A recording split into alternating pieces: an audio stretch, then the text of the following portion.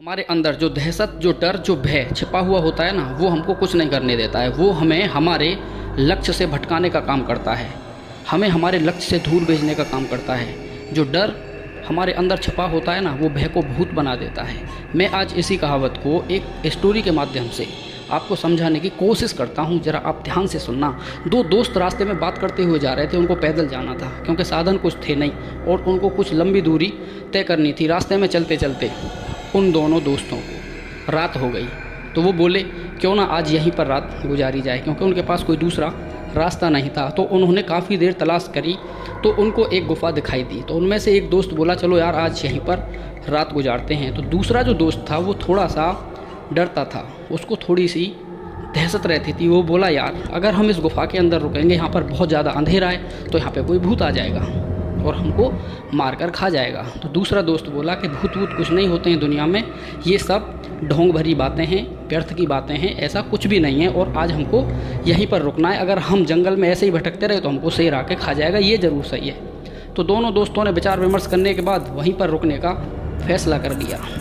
रात को जब दोनों दोस्त सोने की तैयारी करते हैं तो उनमें से जो एक दोस्त होता है उसको डर जैसी कोई चीज़ थी नहीं, तो वो अपना आराम से सोने के लिए तैयार हो जाता है। लेकिन जो दूसरा लड़का था, जो दूसरा था, उसको बहुत ज़्यादा दहशत होती है। वो लेट तो जाता है लेकिन उसको सपने में भय, भूत, डर, इस तरीके की शंका उसके अंदर पैदा होती हैं। उसको नींद नहीं आती। उसका जो दूसरा मित्र होता है वो सो जाता है लेकिन उसको डर की वजह से नींद ही नहीं आती है। जैसे ही मुश्किल से जाके उसकी एक बार आंख लगती है तो उसको तुरंत एक परछाई दिखाई देती है और वो परछाई धीरे धीरे उसकी तरफ आती है और धीरे धीरे आती है एक एक स्टेप, और वो परछाई बहुत बड़ी हो जाती है।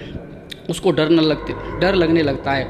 ऐसे लगता है उसको जैसे वो परछाई उसकी गर्दन को पकड़ लेगी। तो उसकी एकदम आँख खुल जाती है और वो अपने उस दोस्त को जगाता है। वो बोलता है कि भाई तू बोल रहा है कि यहाँ पे भूत नहीं है, मैंने अभी अभी सपने में भूत देखा है। तो दोस्त ने पूछा क्या देखा है? तो उस दोस्त ने बोला कि चल मैं तुझको पूरी विस्तार से बात बताता हूँ। जो उसने सपना देखा वो पूरी बात उसको विस्तार से बता देता है। तो वो बोला कि यार अब की बार अगर इस तरीके से तेरे सामने हो ना तो तू ये बोलना कि आजा तू मेरी तरफ, मैं तुझसे बिल्कुल नहीं डरता। आजा मेरी तरफ, मैं तुझसे बिल्कुल नहीं डरता। आजा मेरी तरफ, मैं तुझसे बिल्कुल नहीं डरता। तो 3 बार ऐसे ही बोलना। फिर वो सो गया। थोड़ी देर के बाद में जो लड़का डर रहा था, जो दोस्त डर रहा था, उसने सोने का प्रयास किया और उसको नींद आ गई। जैसे ही उसे नींद आई तो फिर उसे वही परछाई दिखाई देने लगी, वो उसकी तरफ बढ़ने लगी। तो अब की बार जैसे उसके मित्र ने बोला था कि आजा तू मेरी तरफ, मैं तुझसे नहीं डरता, आजा मेरी तरफ, मैं तुझसे नहीं डरता, ऐसे ही उसने उससे 3 बार बोला।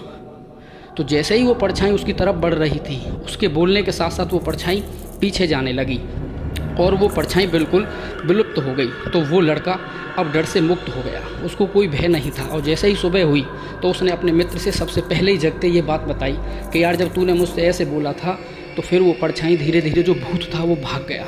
मेरे दोस्त, ना कोई भूत होता है, ना कोई भय होता है। जो हमारे अंदर एक दहशत जन्म ले लेती है वो ही हमारे अंदर भय का भूत बना देती है। ठीक उसी तरीके से जब हम किसी बड़ी कामयाबी की तरफ बढ़ते हैं तो ऐसा ही डर हमारे माइंड के अंदर बन जाता है, ऐसी ही सोच हमारी बन जाती है, हमारे अंदर दहशत वाली सोच डेवलप हो जाती है।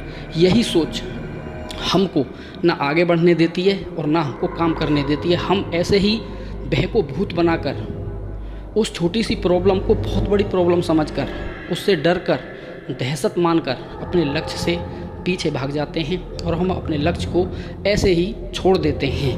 मेरे दोस्त, जब हम अपने दिमाग को एकाग्र करके बड़ी से बड़ी प्रॉब्लम से अगर लड़ने की कोशिश करेंगे, लड़ने का प्रयास करेंगे, तो हमको सफलता अवश्य मिलेगी। धन्यवाद। जय हिंद, जय भारत, वंदे मातरम। Thank you.